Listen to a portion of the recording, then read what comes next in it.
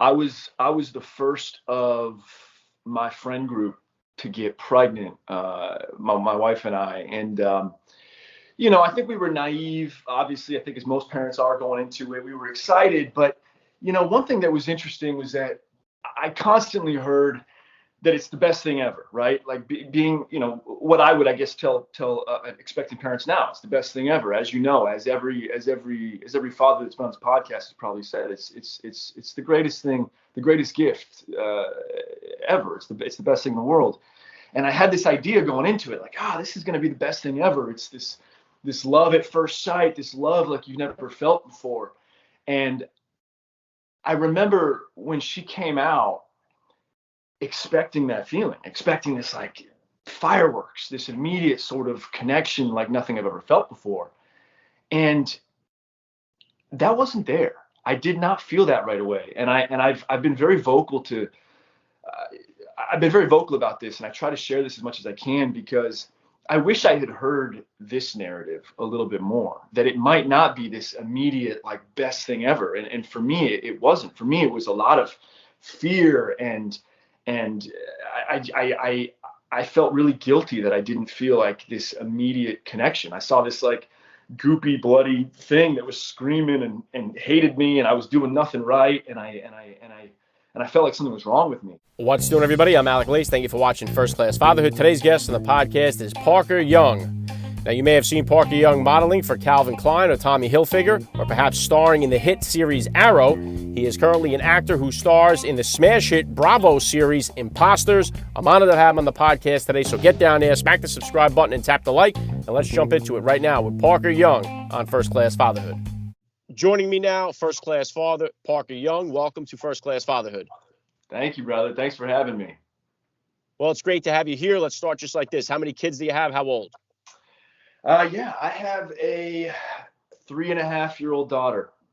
She's the only one at the moment, but hopefully she'll have a little sibling sooner than later. Okay, sounds good. You're not one and done. You're definitely going to go for more?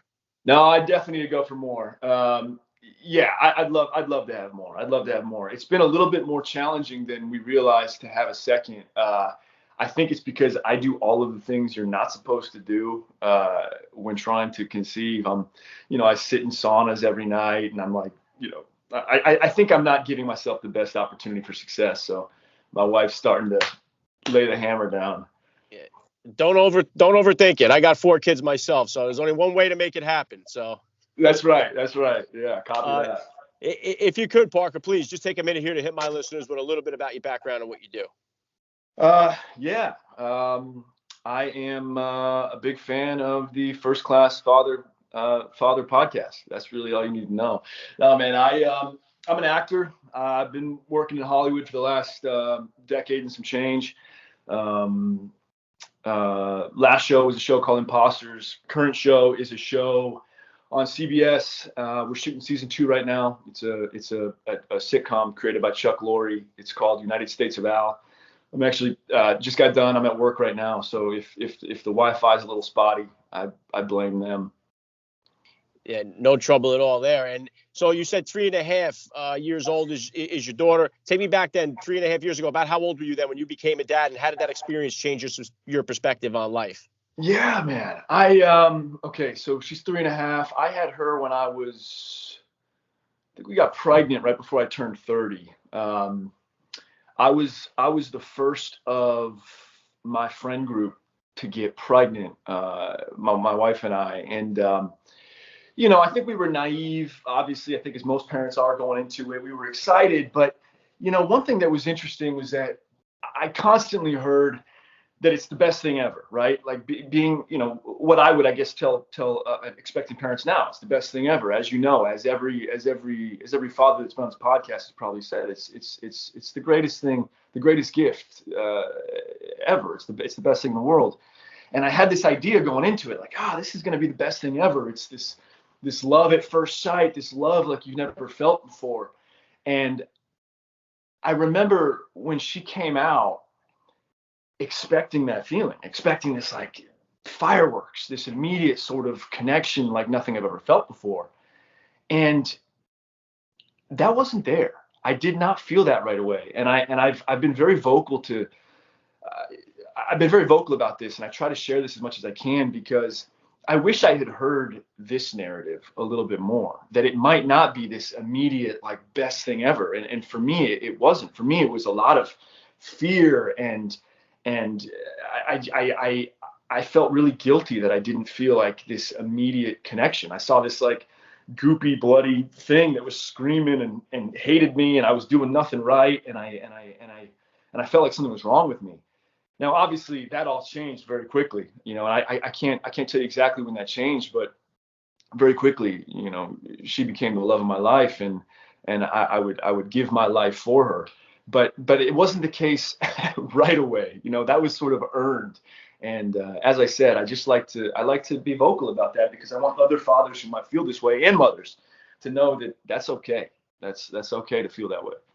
Yeah, and Parker, and props to you for saying that, how you feel. A lot of dads that I've interviewed on this show have felt exactly the same way, and it is a more common feeling than you would think. And I've had a lot of guys, a lot of NFL dads that have won the Super Bowl on this show, and they liken it to saying, like, when they win the Super Bowl and the announcer sticks the mic in their face, says, "Wow, you're a Super Bowl champion. How does it feel?" And they're like, "I don't know. It hasn't hit me yet." They Right. liken it to that similar feeling of becoming a father for the first time. So it's definitely not something that is unusual for dads that are out there, and it does hit at different times for everybody. And I did notice too, I love the story in the People magazine about you and now your wife, your high school sweetheart there, getting married. My wife and I, we flew out to Vegas and we got married, just the two of us out there. We did it at a time where it was like YouTube didn't even start yet, so it was like, we met 4 months later, we were married. We're married now 17 years, but it was just the two of us, that went out there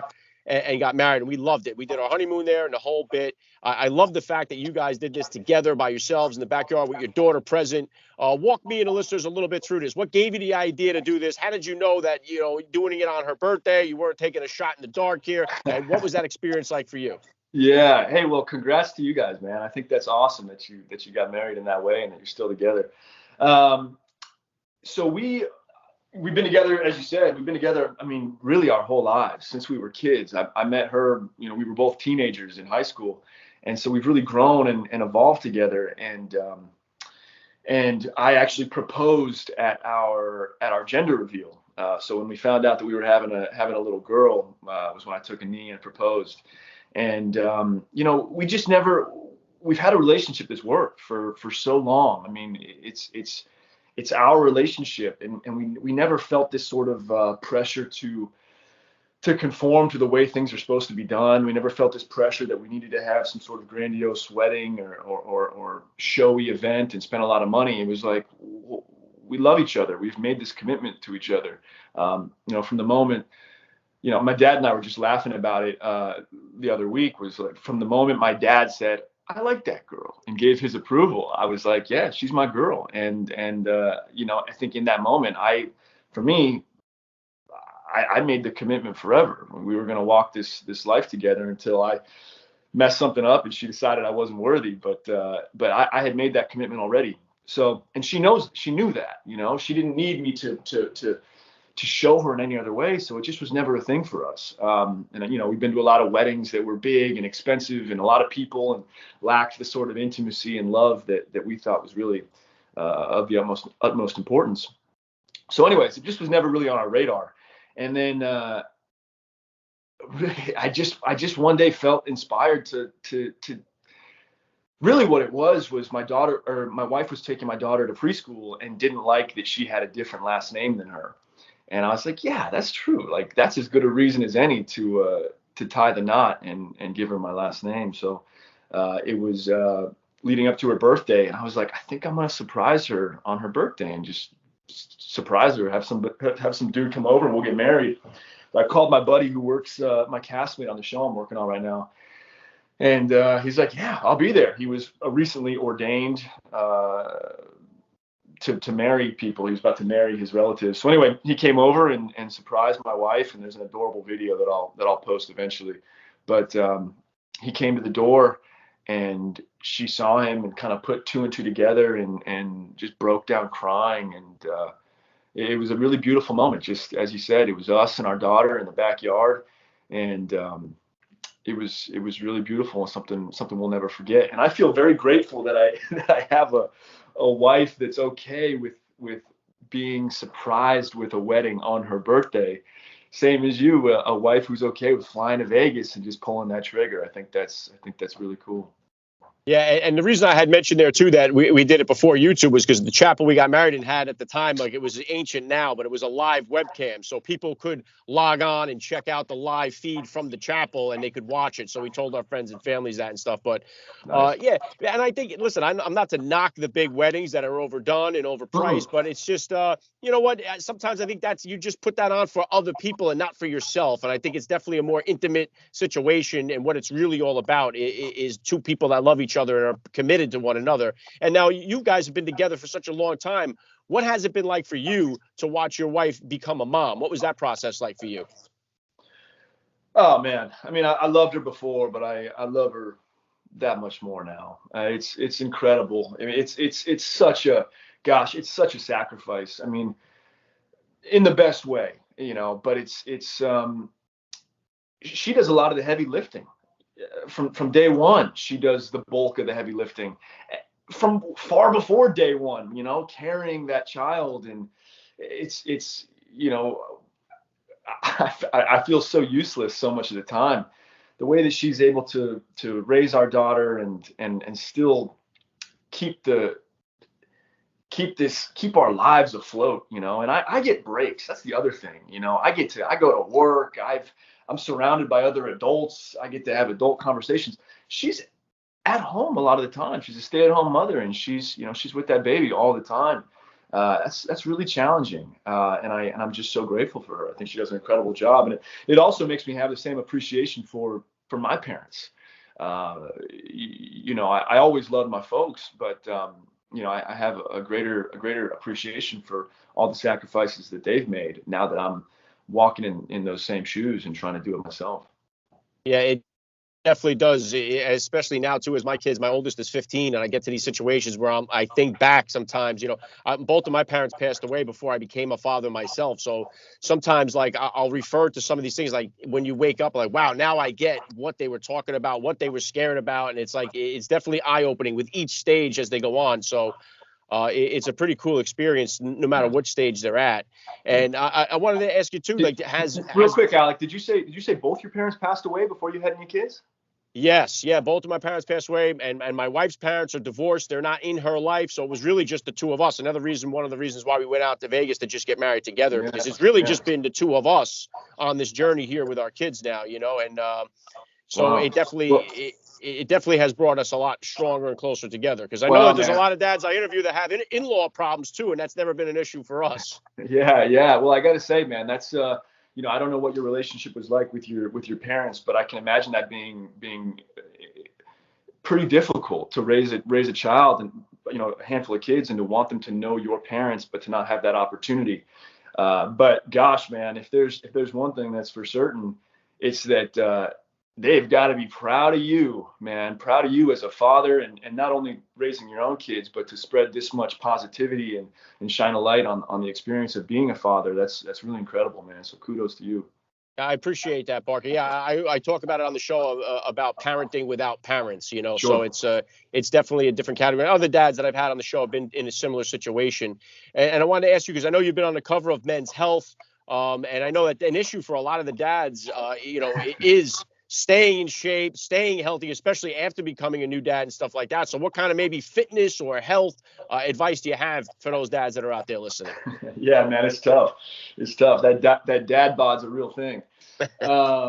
Yeah, you know, for me, I find that so much of I mean, for my job, I got to maintain a certain level of, you know, decency as far as my physique goes. But, you know, for me, a lot of I feel like my mental health is very closely wrapped up with exercise, you know. And if I don't exercise, I feel it. I feel a cloud kind of over my head. So if my goal is to be the best father that I can be, I know that I need to take care of myself, and I need to exercise. I mean, it's really that simple for me. I need to exercise so that I feel my best, so that I can be my best for her.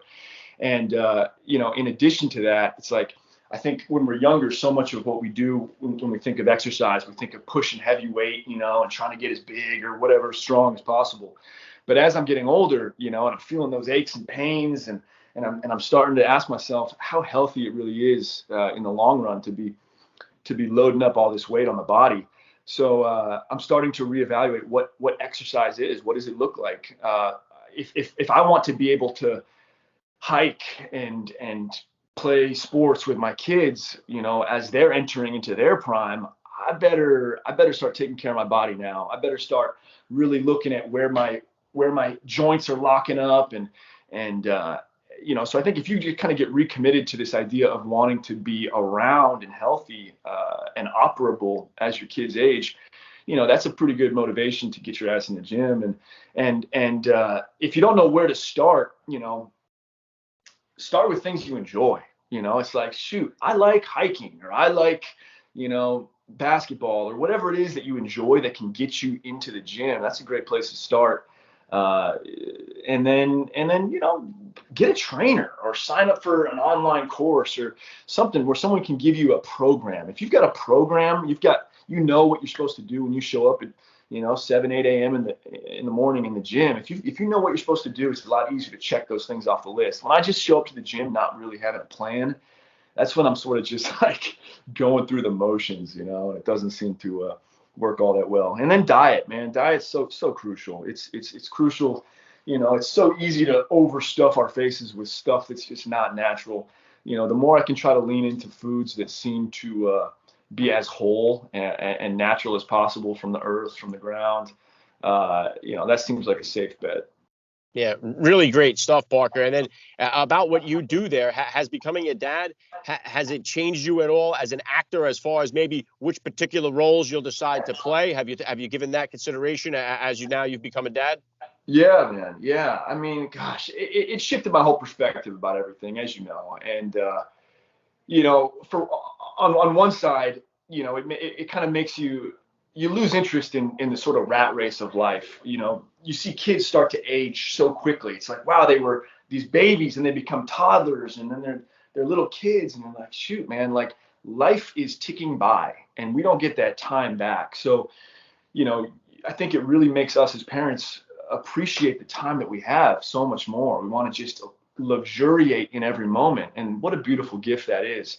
So, if work goes away and the cards are no longer stacked in my favor, I feel so thankful to know that I still have this family, this little family, and a hopefully growing family. What a gift that is. But as far as the roles go, it's expanded me as a human being, and so it's expanded my ability to take on different roles. I think this is the first time I've played the show I'm doing right now. I've got a daughter in the show, and it's the first time I think I've played a father, and it's no coincidence. I don't think that I should deserve to really have the reins to something like this without understanding the gravity of what it means to be a father. So I think it's just expanded my breadth as an actor, and also just my access to my emotions. It's like you become for me, I think I became so much more emotional once I had kids, a daughter. That sort of you're much more likely to cry or feel different emotions because of the magic of the miracle of having a child. So yeah, it's been it's helped me, I guess, professionally.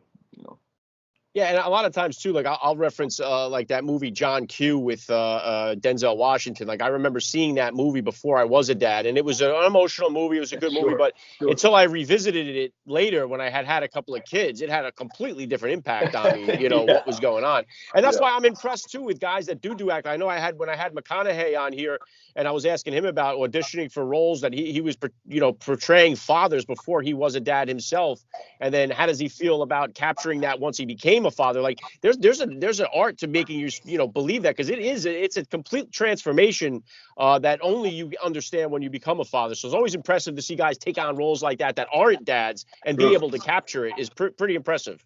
True. Yeah.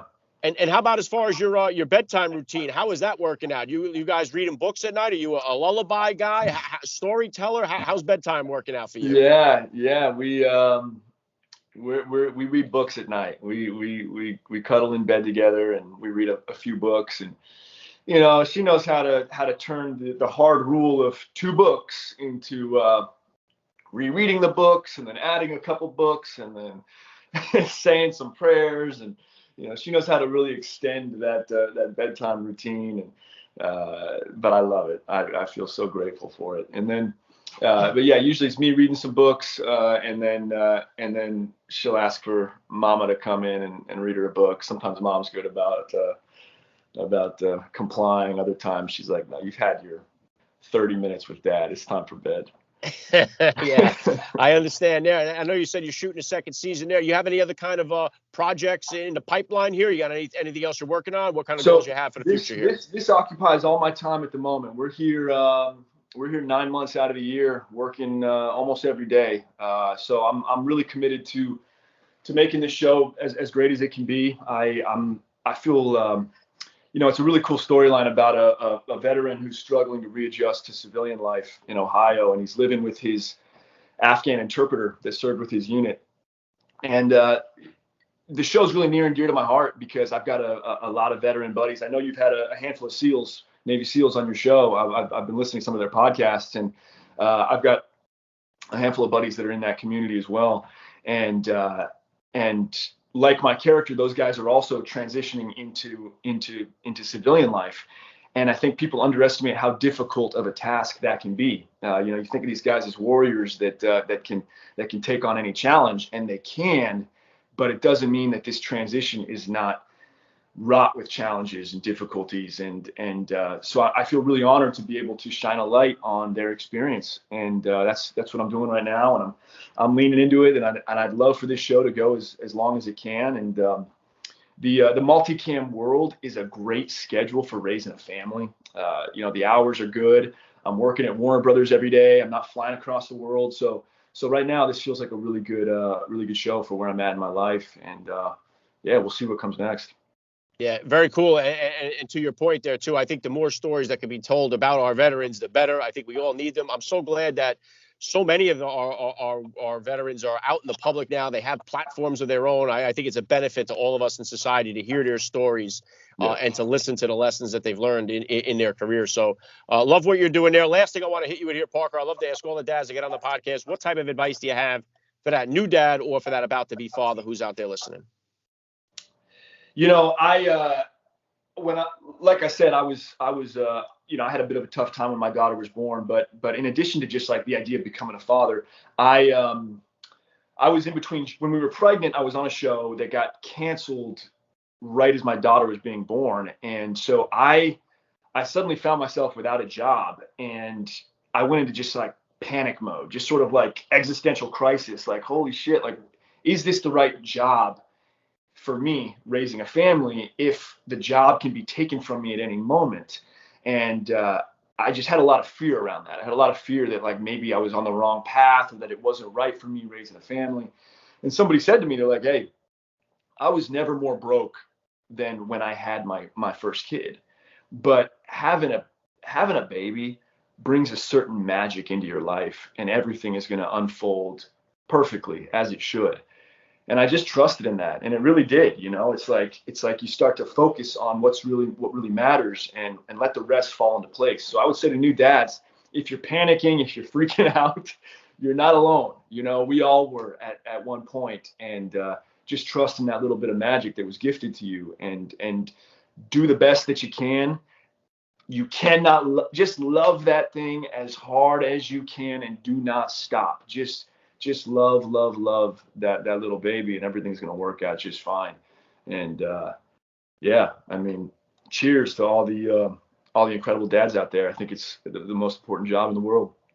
Yeah, very well said. I love the message. A lot of fun for me. I got to say, Parker Young, you're a first-class father all the way, and thank you for giving me a few minutes of your time here at First Class Fatherhood. Thanks, Alec.